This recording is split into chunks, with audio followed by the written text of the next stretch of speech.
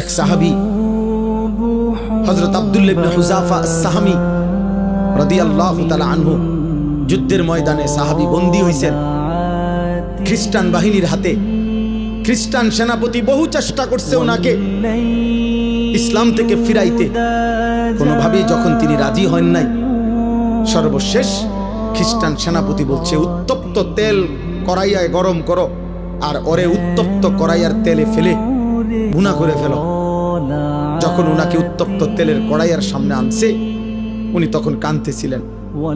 সেনাপতি তখন ডাক দিয়ে বলছে, কিরে বেটা এখন কাঁদিস কেন? আমি না তোকে বলছি আমাদের খ্রিস্টান ধর্ম গ্রহণ কর, এখন আবার মৃত্যুর সময় কাঁদো কেন?